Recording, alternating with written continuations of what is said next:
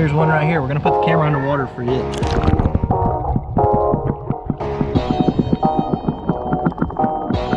What is up, guys? Welcome back to Adventure Archaeology. If you're new to the channel, my name is Brandon, and today we're going to be hitting the river in search of some river treasure. We're not going to be after iPhones or iPads or anything stolen. Today we're going to be after antique bottles. Antique bottles here in the state can be extremely rare, and some can be worth thousands of dollars. You never know what you're going to find when you hit the water. And today it's 100 degrees, and there's no place I'd rather be than in the water. So let's go see what we can find.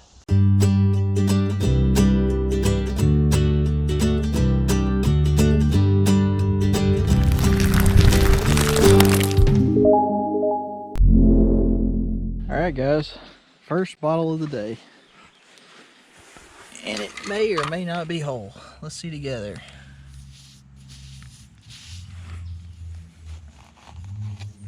Oh, it is whole. And it's a nice Coca-Cola. Let's go rinse it off over here and take a look. Oh, it's got a sheared lip. I see it now. Let's take it right here to the water's edge and rinse it off though and take a look at it. Still a good sign. Makes you realize that nobody has been here. Got a piece of grass in there that's growing. Anyways, so there's the Coca-Cola. Pioneer Bottling Works, Brookside. That is a fairly common bottle. I know y'all see me find them a lot, but I always take it as a good sign because usually where I find these, I do find hutches. So let's keep going, see if we can find something a little bit older. Those deep pockets over there, they look like really good areas for bottles. And I know that I've said that I've had diving gear for quite some time now, and I have. I had to save up, buy the diving gear or the hookah setup. Then I had to buy a weight belt because there is a current on the creek. The weight belt will help you stay on the bottom. Had to buy a dive knife, and I had to buy a mask. And by the time I did all that, I have a lot of money invested in it. And then the next problem is, now that I have all the equipment, is finding somebody to go with me, because you never want to dive alone. So that's my holdup right now, is just finding somebody that has the same schedule as mine to get out and get in the water and at least spot me while I go down. Most of these pockets are less than 10 foot deep, so it's not like I'll be in an area that's super deep, but you never know when you'll get caught in something like fishing line or anything like that, trot line. All that kind of stuff can be found in these creeks and can be quite dangerous to a diver. So I got to be pretty careful when it comes to doing this, and that's why I've been moving so slowly. I'm hoping in the next 2 weeks to be able to get out here and actually see though what's on the bottom. Just picked up a nice Try Me drinking glass candidate. You can see that the top has been sheared off, but we can leave that nice embossing right there. And it's from Birmingham, Alabama. So not whole, but it's definitely something I can upcycle, so I'll take it with me. All right, so check this out right here. Let's see if it's whole. Oh yeah, that's not a bad start, guys. Let's rinse it off where y'all can take a look at it and then see where it's from. All right, so it's from Birmingham, and that is a Squeeze, a very nice Art Deco bottle. Very excited to have that one. It took me a while before I found the first one of these. This is actually my second or third now that I found, but the water level's pretty low, so it actually made where this one was actually up on the bank. Last time this would have been underwater, so it's a good sign. Hopefully we'll find some more. Let's get back to it. All right, here's one right below the surface. I can tell that the top's gone, but I am looking for drinking glasses as well today. So it's a Buffalo Rock. The embossing's a little bit too high to be cut into a usable glass. See, it would be up there kind of more towards the neck. That's a good aged bracket though, and that's from Birmingham, but sadly not usable for what I want it to be. What is that right there? Let's see what this is. A little bitty bottle. Lots of bottles washed out. I didn't think it had rained that much since last time I was here, but apparently it has. All right, this is pretty exciting, guys. I'm not gonna lie. There is 1, 2, 3 bottles I see right here. There's one right here. There's one right there. There's one here. There's one up there. So we're gonna pull them out one at a time and see how many are not broken and how many are. I can feel the top's gone on this one, but let's see what it is anyways. That's a Chero from Leeds with the top gone. All right, let's look at this other one together.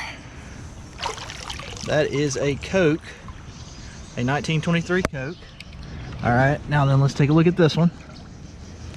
Oh, that one looks whole. And it is whole. And oh my goodness, you gotta be kidding me. It does have a lip chip, but guess what? That is a blank circle slug. That would have had a paper label in it. And our last hope of those four that we just saw is this one right here. Oh, top's gone on it. Looks like that was another buffalo rock. Yep. Man, a lot of stuff has washed up since I was here last. Here's one right here. We're gonna put the camera underwater for it.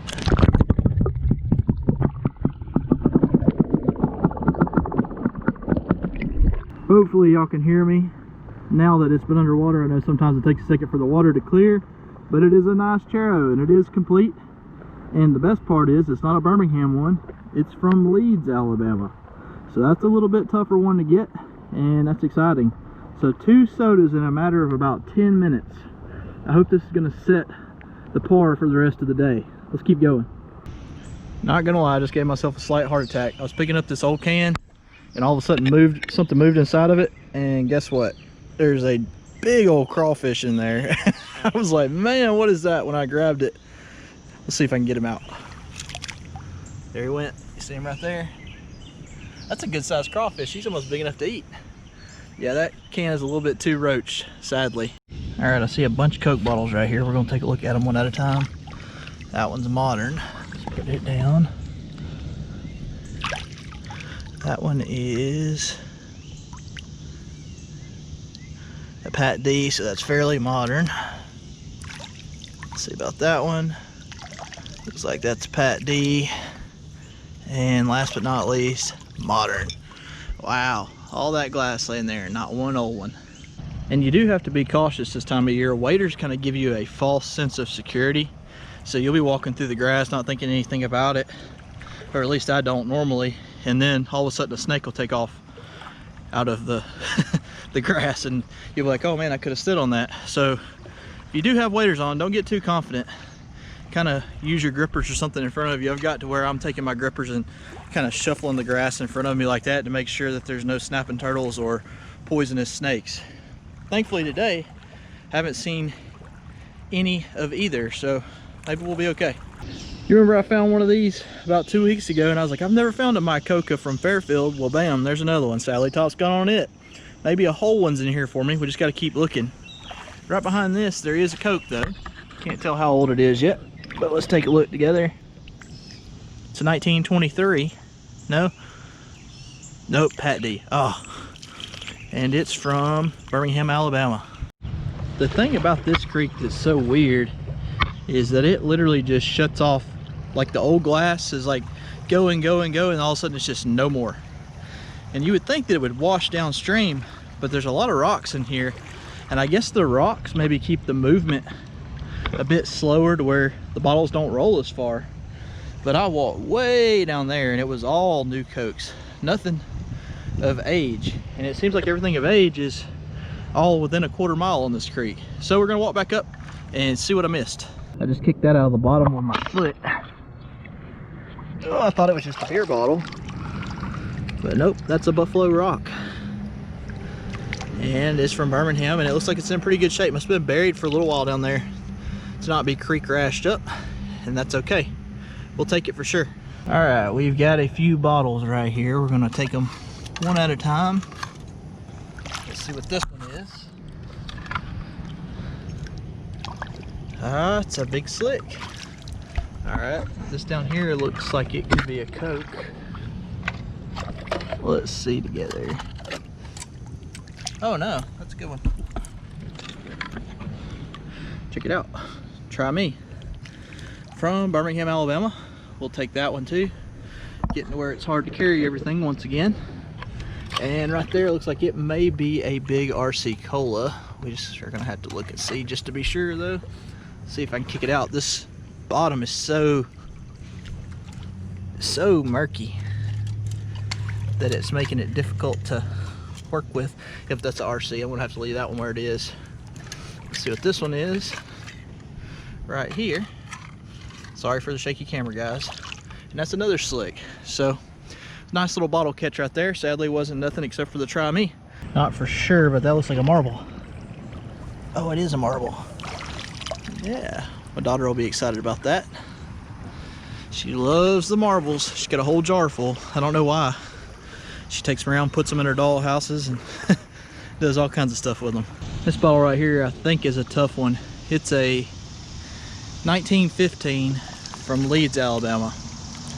I'm not for sure if it is, but I'm pretty sure that's a tough bottle. Sadly, it's got a nice lip chip up there. It's okay though, we're gonna keep looking. There may even be, if there's a 1915, there could be a straight side from Leeds that I never really thought about. All right guys, that wasn't a bad day. I'm gonna show y'all a few of the highlights. I got way more than this that I carried out, but this is just the few that I wanna show y'all or highlight. We had the Birmingham Try-Me that I pulled right there close to the end. We have the Chericola from Leeds, which turned out to be a pretty good specimen, or example, if you will. Pretty excited to have it. After it dried, I can tell that there's no chips or cracks, and that's always a good sign. The next bottle is the squeeze bottle. Now that squeeze bottle, I said it was from Birmingham, and I was very, very wrong. I couldn't read it really well, and I saw an M and an A and just assumed Birmingham. It's actually from Quitman, Georgia. So Quitman, Georgia is actually a small town in South Georgia, and this could be possibly a pretty rare bottle. So pretty excited to have that. The three over here that do have damage, these two will be turned into drinking glasses. This one right here is the 1915 from Leeds, which could be listed as R or R plus in the book. I'm not for sure. I've got to look and see. Hard to keep up with all that. In either case, I'm extremely happy to have it, even though it does have that little bit of damage. All right guys, I've been showing you all these decals now for about a week or so, probably in the community section. If you want a chance to win one of these, all you gotta do is drop a comment in this video. When you drop it, I'm going to pick 3 winners next week, and I will send out a few decals. In either case, I hope that y'all enjoyed this video. If you did, be sure to subscribe, drop a thumbs up, and we will see you guys in next week's adventure.